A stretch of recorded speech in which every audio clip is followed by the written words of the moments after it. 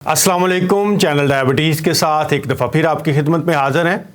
हमने पिछली वीडियो बनाई थी कोकोनट ऑयल के ऊपर और मैंने आपको बताया था कि प्लांट बेस्ड यानी पौधों से जो हासिल होने वाली चिकनाइयाँ उनमें सबसे बेहतरीन आपकी हेल्थ के लिए, आपके दिल की हेल्थ के लिए नारियल का तेल है। नारियल के तेल से मुराद ये है जो आप ख़ुद खोपड़ा लेके उससे निकलवाएँ। इम्पोर्टेड नारियल का तेल जो आम बाज़ार में मिलता है वो बिल्कुल खाने के काबिल नहीं है। सही तेल वही है जो नारियल से निकलवाया जाए। तो उसके ऊपर बहुत सारे लोगों का ये कहना था कि हम लोग इसको अफोर्ड नहीं करते, तो आप हमें सरसों के तेल के हवाले से भी थोड़ा सा बता दें कि वो कैसा है, हेल्दी है, अनहेल्दी है, उसे इस्तेमाल किया जाए या ना किया जाए। तो आज की वीडियो हम सरसों के तेल पे बनाएंगे और आपको बताएंगे कि सरसों का तेल आप इस्तेमाल कर सकते हैं तो कितना या नहीं कर सकते। इंसान शुरू से जो चिकनाइयाँ इस्तेमाल करता आ रहा है वो जानवरों की चर्बी जो गोश्त के अंदर आती थी, नारियल का तेल, मक्खन, देसी घी, ज़्यादातर यही चीज़ें इस्तेमाल कर रहा था और सदियों से हमारा खाना पीना जो था इसी के ऊपर था। ये जो खित्ता है जिसमें हम रह रहे हैं, यहाँ पर हम देसी घी इस्तेमाल करते थे, मक्खन इस्तेमाल करते थे। यहाँ भी जो बीजों के अंदर से निकलने वाला तेल है वो बहुत कम इस्तेमाल होता था। फिर मेडिटेरियन सी के इलाके के इर्द गिर्द के जो ममालिक थे, जैसे इटली है, तुर्की है, आपका कुछ मराकश वगैरह हैं, इन मुल्कों में जैतून का तेल इस्तेमाल होता था। जैतून का तेल बेसिकली बीज का तेल नहीं है, वो भी फल का तेल है। नारियल भी फल का तेल है। आजकल एक और तेल बड़ा इन मार्केट में एवोकाडो का, ये भी फल का तेल है। तो बीजों का तेल इंसान ने कभी भी इस्तेमाल नहीं किया खाने के लिए। ये कहानी थोड़ी सी 100-125 साल पुरानी है। इससे पहले तक हमें बीजों के तेल के इस्तेमाल का कोई मामला नहीं मिलता। कहीं कहीं कोलू से तेल निकाला जाता था और उसमें बहुत थोड़ा इस्तेमाल होता था। पंजाब के लोग ख़ास तौर पे देसी घी इस्तेमाल करते थे। खैबर पख्तूनख्वा और इन इलाकों में या अफ़गानिस्तान में हम चले जाएं तो वो चप्पल कबाब या जो उनकी मखसूस किस्म की कढ़ाई गोश्त है वो सब का सब जानवर की चर्बी के अंदर बनता था। जिस जानवर का गोश्त निकलता था उसकी चर्बी चिकनाई के तौर पे इस्तेमाल होती थी। अच्छा, अब हम लोग बहुत ज़्यादा डर गए हैं। जब भी किसी को कहा जाए चर्बी वाली कोई चीज़ है, आओ जाके चप्पल कबाब खा के आते हैं जो चर्बी के अंदर बनाए हैं, तो बंदा डर जाता है कि नहीं नहीं ये तो मेरे अंदर जाके ब्लॉकेज कर देगी, मुझे मार देगी, हार्ट अटैक हो जाएगा। इसी तरह से नारियल के तेल से लोग क्यों डरते हैं कि ये जम जाता है, और हमें ये पढ़ा दिया गया है कि देखो ये बाहर जो चीज़ जम जाती है ये आपके अंदर जाके भी जम जाएगी और आपकी आर्टरीज ब्लॉक करेंगी, आर्टरीज ब्लॉक होंगी तो दिल का दौरा पड़ेगा। देसी घी को भी इसी तरह बदनाम किया गया, मक्खन को भी इसी तरह बदनाम किया गया। हालांकि जिस कदर तेज़ी के साथ हार्ट अटैक इस मुल्क में हो रहे हैं और बाकी दुनिया में हो रहे हैं, आपके कौन से घर हैं जिसके अंदर चर्बी इस्तेमाल हो रही है? आपका कौन सा घर है पाकिस्तान में जो नारियल का तेल इस्तेमाल कर रहा है? जो चीज़ आप इस्तेमाल ही नहीं करते उसके बावजूद हम बीमार हैं, उसके बावजूद हमें हार्ट अटैक हो रहे हैं, आप कैसे कह सकते हैं कि वो ठीक नहीं है? ये वो सारी रिसर्चेज़ हैं, ये वो सारे मामलात हैं जिनके पीछे बहुत पैसा लगाया गया है। डॉक्टर्स को अपने हाथ में किया गया है ताकि डॉक्टर्स भी वही बोली बोलें जो कमर्शियल तेल बनाने वाली फूड कंपनियां बोल रही हैं। इसी तरह से वो अदारे जिनको हम सेहत के हवाले से काबिल एतमाद समझते हैं, जैसे अमेरिकन हार्ट एसोसिएशन है, दिल के ऊपर उनकी कही हुई बात को ही हम हरफ़े आखिर समझ रहे हैं, वो अदारे चूँकि नॉन कमर्शियल हैं, नॉन प्रॉफिटेबल हैं, तो उन अदारों के पीछे जो फंडिंग का सिलसिला है वो यही फूड कंपनियां करती हैं। लिहाजा वो भी अदारे इन्हीं की बातों के ऊपर चलते हैं।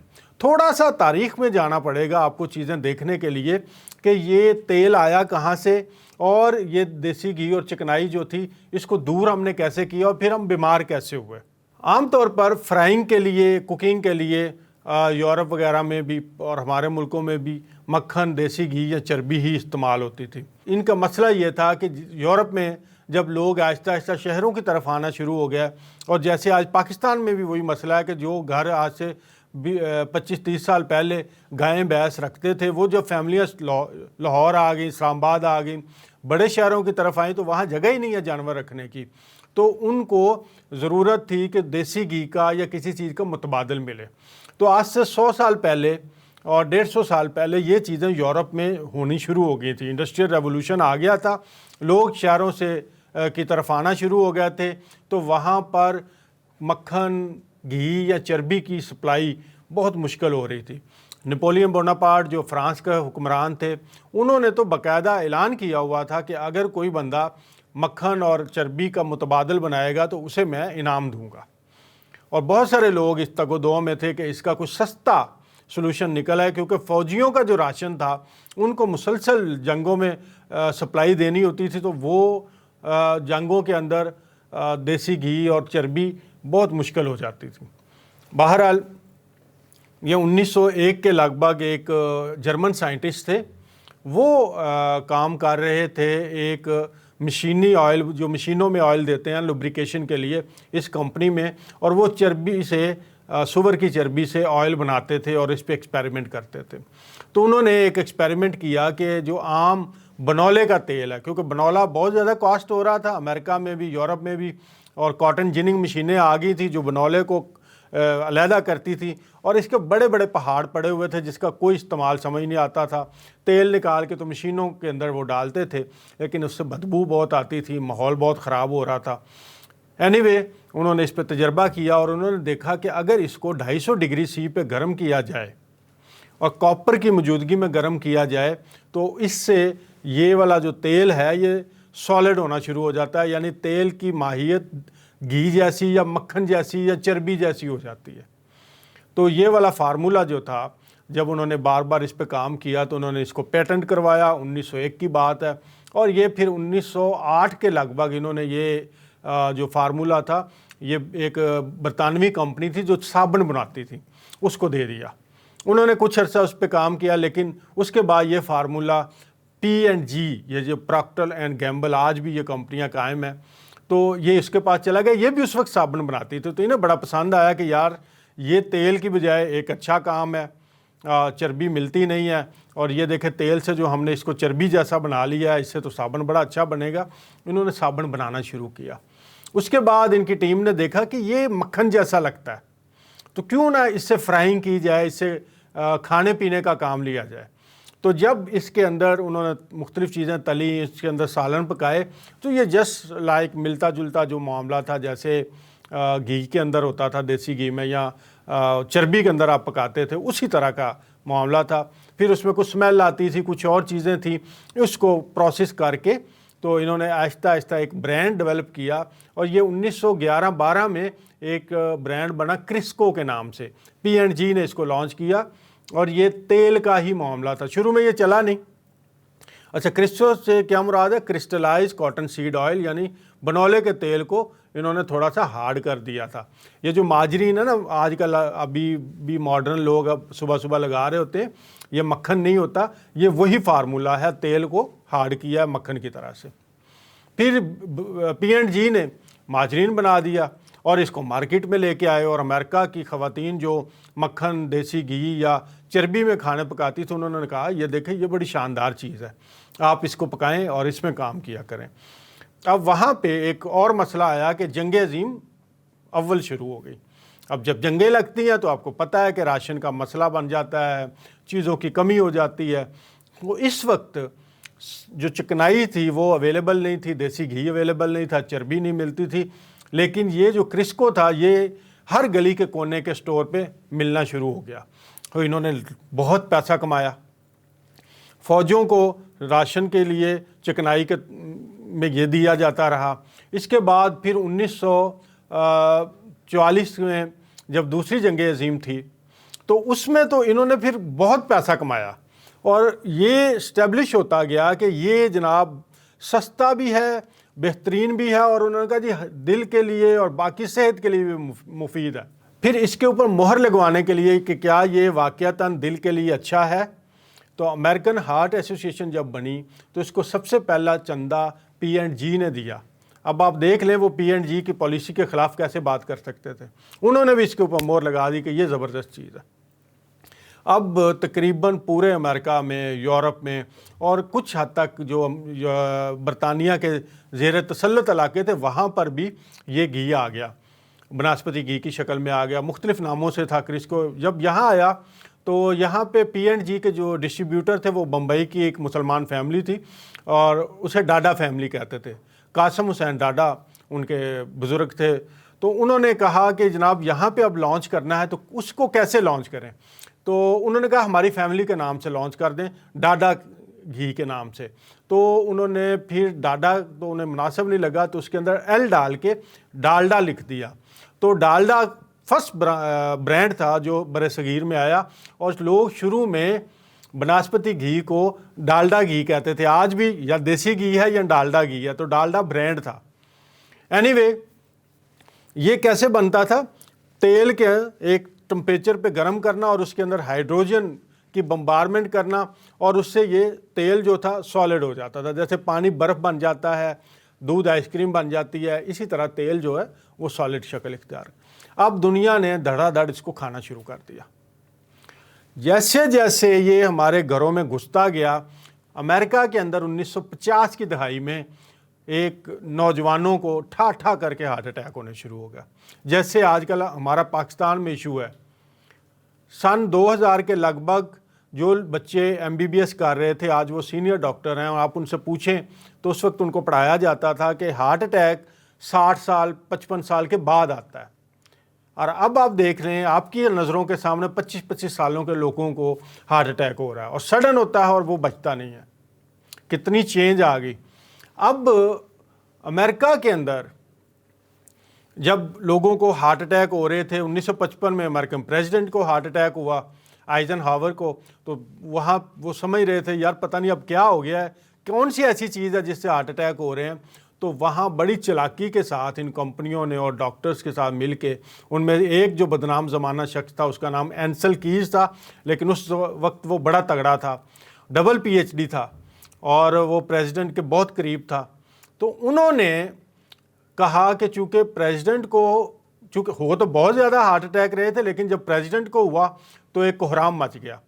تو انہوں نے کہا جی پریزیڈنٹ مکھن کھاتا ہے، پریزیڈنٹ جو ہے وہ گھی کھاتا ہے، وہ بیف کھاتا ہے، اس کی وجہ سے اس کے خون میں کولیسٹرول بڑھ گیا اور اس کے خون کے اندر وہ شریانیں ان کی بند ہوئی اور ان کو ہارٹ اٹیک ہوا، لہٰذا یہ چیزیں اصل ہارٹ اٹیک کرتی ہیں۔ تو سارے امریکن، ساری دنیا اس چیز سے اگر دل کی بیماریوں سے بچنا چاہتی ہیں، نالیوں کی بلاکیج سے بچنا چاہتی ہیں، تو آپ بھائی جان یہ گھی، چربی اور یہ بیف، مٹن یہ نہ کھائیں۔ اور اس کے ساتھ اتنا فرق پڑا کہ امریکہ کے اندر جو تقریباً ایک بندہ ایک سال میں 1 من بیف کھا رہا تھا وہ آدھے سے بھی نیچا گر گیا، اور اس کے ساتھ جو چکن تھا، یہ برائلر چکن، اس کی انڈسٹری بڑی گروم کرنا شروع ہو گئی اور اس کی جو کنزمپشن تھی وہ بہت زیادہ بڑھ گئی۔ اب آپ اس پروپیگنڈا کا شکار پہلے امریکنز ہوئے، پھر ہم ہوئے ہیں۔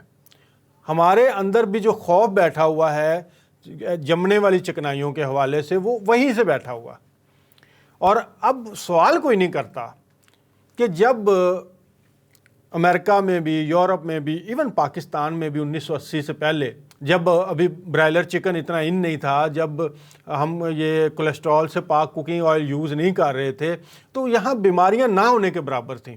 کینسر یہاں نہیں تھا، موٹاپا یہاں نہیں تھا، شوگر کی بیماری یہاں نہیں تھی، ہارٹ کے مسئلے یہاں نہیں تھے، لوگ سلم سمارٹ ہوتے تھے اور آخری عمر میں جا کے بیمار ہوتے تھے۔ جیسے ہی ہماری خوراک کے اندر چینی زیادہ بڑھی، کوکنگ آئل آئے زیادہ بڑھے، ہم نے برائلر گوشت کھانا زیادہ شروع کیا، ہم نے برائلر انڈے کھانے زیادہ شروع کیے، آپ دیکھ لیں کہ ساری کی ساری جو قوم ہے وہ بیمار ہو گئی ہے۔ کس گھر میں چربی استعمال ہوتی ہے، کس گھر میں دیسی گھی تو نصیب والوں کو دیکھنے کو ملتا ہے، کوکونٹ آئل بھی نہیں ہم استعمال کرتے۔ تو ہمارا وہ جو خوف ہے ان چربیلے مادوں کے خلاف، وہ اصل میں یہ تھا کہ یہ قدرتی چیزیں تھیں، ان کے پیچھے کوئی لابی نہیں تھی۔ جیسے بلڈ پریشر کے لیے ہمیں بتایا گیا جی نمک ہے، نمک نہیں کھانا، نمک نہیں کھانا، یہ بلڈ پریشر کرتا ہے۔ ہم نے کم نمک کھانا شروع کر دیا لیکن بلڈ پریشر پھر یوں کا تو ہے۔ تو اصل وجہ بلڈ پریشر نہیں تھی، اصل وجہ چینی وہ تباہی مچا رہی تھی، لیکن چینی کے پیچھے بڑی بڑی لابیاں ہیں، اس طرف کسی کا دھیان نہیں جانے دیا گیا۔ کوئی ڈاکٹر بلڈ پریشر کے پیشنٹ کو چینی بند نہیں کرتا، نمک بند کرتے ہیں، وہ نمک بھی نہیں کھاتا، پھیکے کھانے کھاتا ہے، گولی بھی کھاتا ہے، مرتا بھی ہارٹ اٹیک سے یا فالج سے۔ تو یہ وہ ہسٹری ہے جس کو آپ سمجھیں کہ کس طرح سے ہمیں صحت مند چکنائیوں سے اٹھا کے گندی چکنائیوں پہ، بیمار کرنے والی چکنائیوں پہ لے آئے۔ اب یہ بیماریاں کیوں ہیں، ان تیلوں کے اندر بیماریاں کیوں ہیں؟ جو بیجوں کے تیل ہیں، چاہے سویابین کا تیل ہے، چاہے مکئی کا تیل ہے، چاہے کنولے کا تیل ہے، چاہے بنولے کا تیل ہے، چاہے آپ کا سورج مکھی کا تیل ہے، اصل میں ان سب تیلوں کے اندر پولی انسیچوریٹڈ فیٹس ہوتی ہیں۔ اب پولی انسیچوریٹڈ فیٹس ایسی فیٹس ہوتی ہیں جن کے ساتھ جب یہ آپ کے اندر جاتی ہیں تو یہ آپ کے جسم میں دو کام کرتی ہیں۔ ایک تو انفلیمیشن بڑھاتی ہیں، یعنی سوزش بڑھاتی ہیں، اور سوزش ہر بیماری کی جڑ ہے۔ یہ جو ہارٹ اٹیک ہو رہا ہے نا، اور آرٹریز آپ کی بند ہوتی ہیں، کلاگ ہوتی ہیں، تو اس کی وجہ سوزش ہے، انفلیمیشن ہے، آرٹریز کی انفلیمیشن ہے۔ یہ جو آپ کے جوڑوں میں درد ہے، یہ آپ کے جوڑوں کی انفلیمیشن ہے۔ یہ جو سکن خراب ہو رہی ہے، یہ انفلیمیشن ہے۔ ڈائبٹیز آپ کے لیور کی انفلیمیشن ہے، آپ کے پینکریاس کی انفلیمیشن ہے۔ اور ان بیجوں کے اندر اومیگا 6 فیٹی ایسڈز ہوتے ہیں، کیونکہ ہر چکنائی جب اندر جا کے ٹوٹ پھوٹ کا شکار ہوتی ہے تو وہ فیٹی ایسڈز میں کنورٹ ہو جاتی ہے، پروٹین امینو ایسڈ میں اور کاربوہائیڈریٹ گلوکوز میں۔ تو یہ جو فیٹی ایسڈز ہیں بیجوں کے تیلوں کے اندر، وہ اومیگا 6 اتنے زیادہ ہیں کہ آپ کے لیے وہ زہر بن گئے ہیں۔ یہ ہمیں صرف 2-4% چاہیے تھے۔ اب ان سارے جن تیلوں کا میں نے نام لیا، ان میں تقریباً یہ 50% تک ہے۔ اور جب یہ اندر جاتے ہیں، پھر آپ ان میں چیزیں فرائی کرتے ہیں، پھر ہماری باڈی کا اپنا ٹمپریچر جو ہے 37 ڈگری سی ہے، تو یہ سب ٹمپریچر اور اس کے ساتھ چینی کے اندر جو فرکٹوز ہے، یہ سارا کچھ مل ملا کے آرٹریز کو ڈیمیج کر رہے ہیں، لیور کو ڈیمیج کر رہے ہیں، فیٹی لیور کر رہے ہیں، گردے، ایون کینسر کریٹ کر رہے ہیں۔ ویڈیو لمبی ہو جائے گی، ورنہ میں آپ کو ایک ایک پروسیس سمجھا سکتا ہوں کہ اور اس کے پیچھے کتنی ریسرچیز ہیں۔ اب ان دنوں بڑا پاپولر ہے جی سرسوں کا تیل۔ تو بھیا پہلی بات یہ ہے کہ سرسوں کا تیل تو اب آتا ہی نہیں۔ سرسوں کے تیل میں ایشو یہ تھا کہ اس کے اندر روسک ایسڈ پایا جاتا تھا۔ روسک ایسڈ بھی ایک فیٹی ایسڈ ہے، اور یہ جب سرسوں کے تیل ہم نکالتے تھے تو اس کا کڑوا ذائقہ ہوتا تھا۔ آپ لوگوں نے سنا ہوگا سرسوں کے تیل کو کڑوا تیل کہتے تھے، اور اس کی جو کھل ہوتی تھی، کھلی ہوتی تھی، اسے کڑوی کھلی کہتے تھے، جانور بھی نہیں کھاتے تھے۔ اور کڑوا تیل سر پہ لگاتے تھے، مالش کرتے تھے، لیکن اس میں کھانا نہیں بنتا تھا۔ تو اس کے اندر جو روسک ایسڈ تھا وہ پرابلم کرتا تھا، اور وہ خاص طور پہ دل کے اوپر جا کے حملہ کرتا تھا۔ ایک تو آرٹریز بلاک کرتا تھا، دوسرا جو آپ کے دل کے مسلز ہیں ان کے اندر چربی کی طور پہ اکٹھا ہو جاتا تھا، تو مسل سخت ہو جاتے تھے۔ دل آہستہ آہستہ جو اپنی فورس اس نے لگانی ہوتی تھی پورے جسم میں خون کو بھیجنے کے لیے، ریکٹائل فورس، وہ کم ہو جاتی تھی اس کی۔ تو اس کی وجہ سے پتہ چلا کہ یہ روسک ایسڈ تو بہت زیادہ ہارٹ اٹیک کرتا ہے۔ تو پھر سرسوں کے تیل پر پوری دنیا میں پابندی لگ گئی۔ پھر اب یہ جتنے پیلے پھولوں والی فصلیں ہیں نا، جیسے ریپ سیڈ کہتے ہیں یا مسٹرڈ کہتے ہیں، سرسوں کہتے ہیں، یہ سب میں پایا جاتا تھا۔ پھر 1970 میں کینیڈا کے اندر اس کا یہ جو ایسڈ تھا، روسک ایسڈ، اس کو کم کیا گیا مختلف تجربات اور جینیٹیکلی ماڈیفائی کرتے ہوئے۔ تو انہوں نے کامیابی حاصل کی، جو کہ 30 سے 60% تھا وہ 4-5% پہ آ گیا، کہیں 10% پہ رہا۔ تو ایک بیج جو 1998 میں مارکیٹ میں آیا، اس کا نام رکھا گیا کنولا۔ کنولا کا مطلب کیا ہے؟ کینیڈین لو ایسڈ، یعنی ایسا بیج جس میں وہ جو روسک ایسڈ ہے وہ کم ہے۔ تو اس وقت ساری مارکیٹ کے اندر کنولا ہی آ رہا ہے۔ لوگ کنولا بیجتے ہیں، کنولا لگاتے ہیں، تو پہلی بات تو یہ سرسوں کا تیل نہیں۔ اب اس کے اندر روسک ایسڈ کم ہے، دل کے اوپر اس طرح سے یہ حملہ آور نہیں ہوتا، لیکن ہے تو یہ بیج کا تیل۔ تو بیجوں کا تیل ہے، زیتون کے تیل کے آس پاس ہے. زیتون کے تیل میں جس کا طرح سے مونو انسیچوریٹڈ فیٹس ہیں اس میں بھی اتنی ہیں. باقی تیلوں کے نسبت اس کے اندر پولی انسیچوریٹڈ فیٹس کم ہے, اس میں تقریباً 27% ہوتی ہے. باقی تیلوں میں 50%, 55% ہے. تو 27% بھی زیادہ ہے. یہ 6-7% ہمیں چاہیے, لیکن پھر بھی باقی تیلوں کی نسبت ہم اسے کہہ سکتے ہیں کہ یہ ایک بہتر ہے یا کم برائی ہے. میں آپ کو ریکویسٹ یہ کروں گا کہ اگر آپ نے یہ تیل استعمال کرنا ہے تو پھر آپ کولو سے نکلوا کے استعمال کریں, ایک کچھ حد تک بہتر ہے. لیکن اگر آپ ڈائبیٹک ہیں, ہارٹ کا آپ کو مسئلہ ہو چکا ہے, یا اسی طرح ہائی بلڈ پریشر کا مریض ہیں, تو پھر کسی بھی تیل کا جو استعمال ہے جو بیجوں سے نکلا ہوا ہے. اچھا, اس کے اوپر لیبل لگا ہوتا ہے ویجیٹیبل آئل. بھئی کون سی سبزی سے نکالا آپ نے؟ یہ ویجیٹیبل آئل نہیں ہے, یہ سیڈ آئل ہیں. تو جتنے بھی سیڈ آئل ہیں, چاہے وہ مکئی سے نکلے, بنولے سے نکلے, سورج مکھی سے نکلے, کنولا سے نکلے, سوئے سے نکلے, یہ سب کے سب انسان کے کھانے کے لیے نہیں ہیں. آپ بیمار ہیں تو آپ اوائڈ کریں اس سے, اور اپنے بچوں کو بھی بچائیں. یہ نہ کہیں کہ یہ بیمار نہیں تو اس کو کھلا دوں. تو اپنے بچوں کو بھی ہم نے بچانا ہے. ضروری نہیں ہے کہ ایک بچہ بیمار نہیں ہے تو آپ اس کو کھلا دیں اور وہ جناب والا بعد میں جا کے بیمار ہو جائے. ان تیلوں کے پروسیسز اتنے خطرناک ہیں جو خاص طور پہ آپ کو خوبصورت گولڈن کلر میں ملتے ہیں. ان کو پہلے تو ان سے تیل نکالا جاتا ہے, ان کی صفائی کی جاتی ہے بیجوں کی, پھر ان کو پریس کیا جاتا ہے, پھر ان سے تیل نکالتے ہیں تو تقریباً 75% تیل نکلتا ہے, 25% ان کی وہ کھلی کے اندر ہی رہ جاتا ہے. اس کے اندر پھر کیمیکل ڈالا جاتا ہے, ہیکسین جسے کہتے ہیں, وہ تیل کو باہر نکالتا ہے. اب وہ کیمیکل آپ کے تھائرائیڈ گلینڈ کو اڑاتا ہے, وہ کینسر کرنے والا کیمیکل ہے. پیٹرولیم کے جو زمین سے پیٹرول نکلتا ہے اس کے یہ کیمیکل نکلتا ہے, یہ پیٹرو بیس ہے. اب اس کو پھر اس تیل میں سے جو 25% تیل ہے اس میں سے اس کو علیحدہ کرنے کے لیے صرف ہائی ٹمپریچر پہ لے کے جایا جاتا ہے. پھر وہ جو تیل ہوتا ہے اس کے اندر سمیل ہوتی ہے, تو سمیل کو دور کرنے کے لیے اس کے اندر اس کی کیمیکل ڈالے جاتے ہیں تاکہ اس میں سمیل ختم ہو جائے. پھر اس کا رنگ صاف کرنے کے لیے اس میں بلیچ کیا جاتا ہے, اور پھر جا کے یہ ایک خوبصورت گولڈن کلر شکل اختیار کرتا ہے جس کا نہ بو ہوتی ہے نہ ذائقہ ہوتا ہے. اور ہم اس کو صرف اس لیے استعمال کر رہے ہیں کہ یہ جمتا نہیں. تو یہ جو ساری کولیسٹرول کی کہانی ہے اس کے پیچھے بڑے بڑے مقاصد ہیں. بڑے بڑے مگرمچھ بیٹھے ہوئے ہیں, جو بڑے بڑے پیٹوں والے, تجوریوں والے سیٹھ بیٹھے ہوئے ہیں. اور وہ سیٹھ لوگ اور وہ کمپنیاں ڈاکٹرز کو, جن کے اوپر ہم اعتماد کر رہے ہیں ہیلتھ کے حوالے سے, جو وہ کہتی ہیں ویسے ڈاکٹر بولتا ہے. ڈاکٹر نے اپنی ریسرچ ختم کر دی ہے, وہ صرف پیسے چھاپنے والی مشین بنا ہوا. اور نتیجہ اس کا یہ ہے کہ آپ سوال کریں ڈاکٹر سے کہ جناب میں تو چربی نہیں کھاتا, میں کوکونٹ آئل نہیں کھاتا, میں دیسی گھی نہیں کھاتا, میں بیف نہیں کھاتا, میں تو چکن کھاتا ہوں جو آپ نے بتایا تھا, میں تو کولیسٹرول سے پاک یہ ڈالڈا کا فلاں کمپنی کا بہترین آئل یوز کر رہا ہوں, تو پھر میں بیمار کیوں ہوں, پھر مجھے کیوں سٹنٹ ڈال رہے ہیں؟ تو اس کے پاس کوئی جواب نہیں ہوگا. جب ہم وہ گندی خوراک کھاتے تھے تب ہم صحت مند تھے. آج جب ہم یہ کھا رہے ہیں تو ہم بیمار ہیں. تو اس خوراک کے اندر مسئلہ ہے. صحت مند رہنا ہے, بیماریوں سے دور رہنا ہے, بیماریوں کو ریورس کرنا ہے, تو اپنے گھر سے کوکنگ آئل اور چینی فوری طور پہ نکال لیں.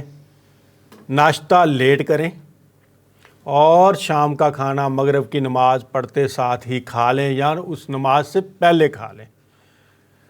اور اپنی نیند کھانے کے 4 گھنٹے بعد بیڈ پہ چلے جائیں اور 8 گھنٹے کی نیند پوری کریں. صبح سورج چڑھنے سے پہلے اٹھیں. یقین جانیں بیماریوں کا نام و نشان آپ کی زندگی سے نکل جائے گا, اور صحت مند جنریشن کو لے کے ہم پاکستان کو ایک صحت مند قوم بنا سکیں گے. یہ ولاگ اگر آپ کو اچھا لگا ہو تو دوسروں تک شیئر کریں, کیونکہ اس سے زندگیاں بچیں گی. اور جن ٹاپکس پہ آپ چاہتے ہیں میں ویڈیوز بناؤں, اپنے کومنٹس میں ضرور اس کو مینشن کیجئے, میں اس کے اوپر ویڈیو بناؤں گا. اور اسی طرح سے ہم دیے سے دیا جلاتے ہوئے ملک پاکستان کو بیماریوں سے پاک کر سکتے ہیں.